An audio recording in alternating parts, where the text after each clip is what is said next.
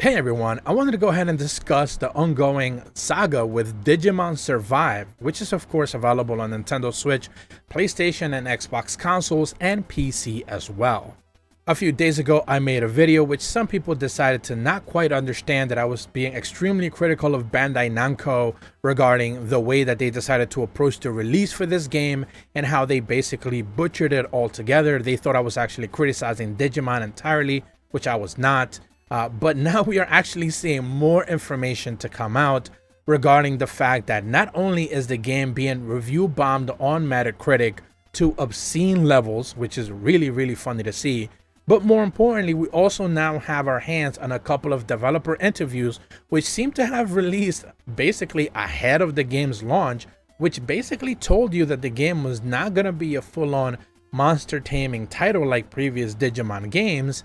And basically no one actually got to see them because Bandai Namco did such a poor and terrible job merchandising this game, where now so many people who decided to pick up the game on day one are finding it out to be that it's actually more of a visual novel and not more of a traditional Digimon game, which is causing all types of issues for them and of course more importantly leads to the review bombing.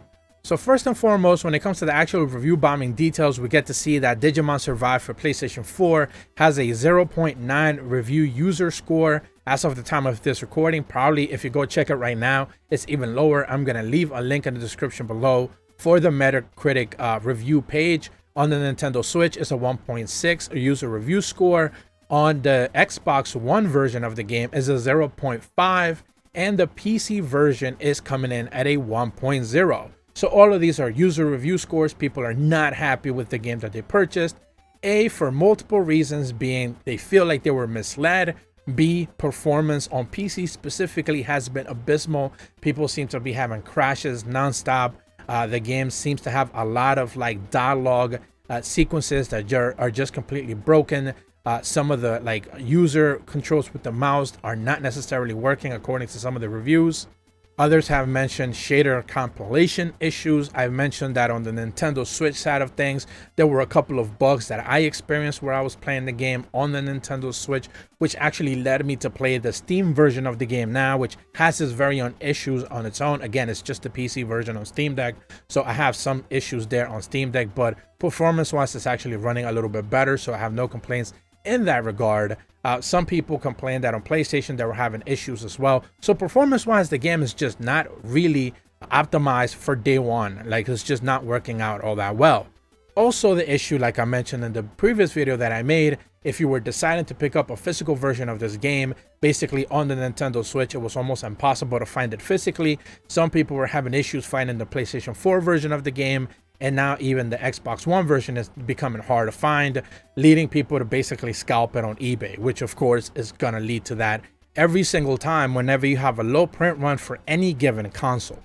Now, the user review scores being, review bombed essentially has two sides of it, one for consumers and the other one for actual developers and publishers. First, for us as users, we actually see those review scores and we're like, yeah, clearly people are not happy. Whether it's justified or unjustified, people are just going to make up their own excuse as to why they're valid or unvalid. So we're not really going to get into that here. But what it does do is that it puts developers and publishers on notice. If you think that review scores don't matter, just go ask the EAs of the world, which literally put paid bonuses tied specifically to review scores. Sometimes even review scores are completely unreachable. Like if you get a plus 90 on like a FIFA or something, you get a bonus, 15% raise or something like that. Some ridiculous stuff like that we've seen throughout the years. So if you don't think review scores matter, just go ask some of these companies who are basically tying review scores to bonuses for their employees, which leads to, of course, people just wanting to leave the company because they feel like they're being undervalued for many reasons. So yes, a publisher will pay attention to review scores. Now, the second thing that I also want to clearly point out is that if you look on the left side of the screen, it says no score available. That says for PC, Nintendo Switch, PlayStation 4, and Xbox One. And that is because Bandai Namco, and this is something that I mentioned in my last video, Bandai Namco did not provide a review codes for anyone before the game released. If you think this game's launch and the way they butchered it was just by happenstance, you're clearly mistaken. This was deliberate. they did not wish to put out review codes ahead of time, so places like IGN, Game Informer, or even GameSpot, which we know are gonna have like favorable reviews for these type of games, just so they don't lose the privilege of being able to cover them in the future for whatever other games these publishers are gonna have, they still didn't feel comfortable enough giving them a review code ahead of time so they could miss out on day one sales. This does not happen just by sheer chance, so do keep that in mind if you think that all the review scores are just people being completely upset. No, it's the fact that basically reviews were not even available by even YouTubers, because of course no one had a review on day one. Now this of course leads to the second half of the discussion, where I want to give a huge shout out to Fairy_Digimon92 on Twitter, who basically provided us with these 4 developer interviews, where they quickly mentioned in their Twitter post several segments from 4 different interviews that Habu Kazumasa, the producer for Digimon Survive, has made earlier this year. Please use this material at your own discretion, and believe me, I will, because we have information directly from the developer's mouth telling us that this game was gonna be most likely a visual novel, but you know, basically they had to put some sort of combat to be able to sell it to people, and that's basically the end product that we ended up getting. This game is mostly a visual novel. I personally have no issues with that whatsoever. I've played plenty of visual novels in my day, especially on the Nintendo Switch, so that's not an issue. What has been an issue is that basically the way Bandai Namco marketed this game was to be more combat focused, and clearly that is not the case. So in the very first interview, they do mention Digimon Survive is certainly shaping up to be a very different Digimon game. From the way it's described, it sounds more like an interactive Digimon anime, converting plot aspects from across the TV series into the game's visuals novel format. So there you have it. It's basically a visual novel with interactive story elements from the previous animes.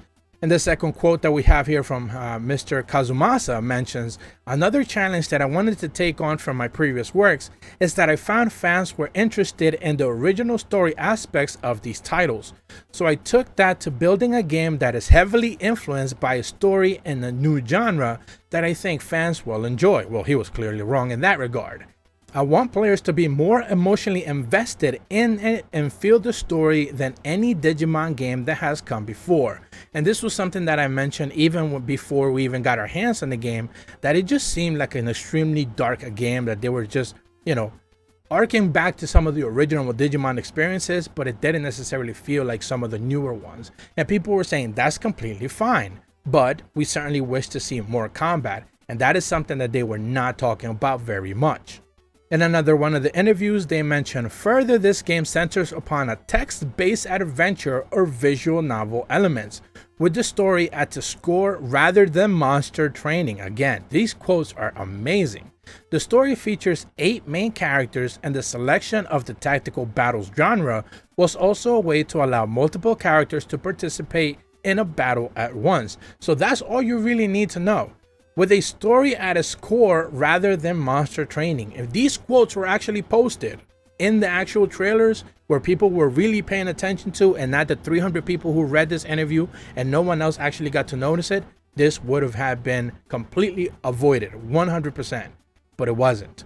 The marketing just kept telling people that it's a combat based game and stuff like that, and it's just completely misleading, which is leading to the review bombing. Again, I'm not saying any of this stuff that you're seeing now is justified. What I'm trying to make it clear is that Bandai Namco butchered their marketing for this game, and these are the results of it.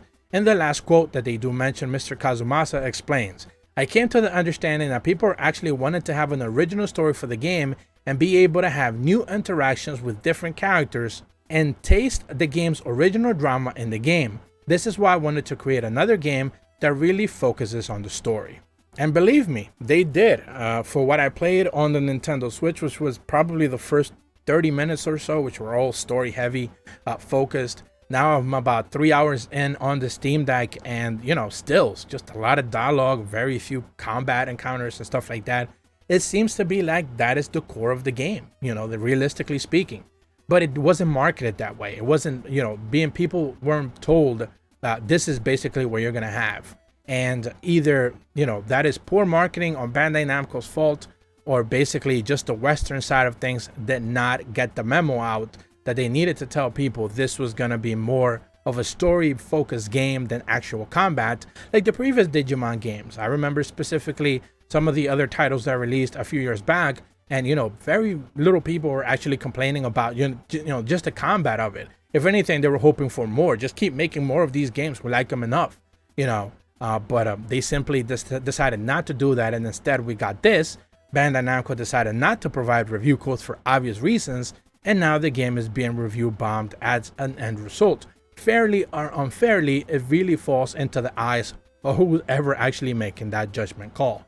But that's about all the information that I wanted to go over. Believe me, I wish I could have positive things to say about this game, but it seems like things are just getting worse and worse and worse, and they're not getting better anytime soon. If you're brand new to my channel, be sure to leave a like and subscribe. Hit the bell to receive notifications when the videos go up, and as always, thank you so much for watching. See ya.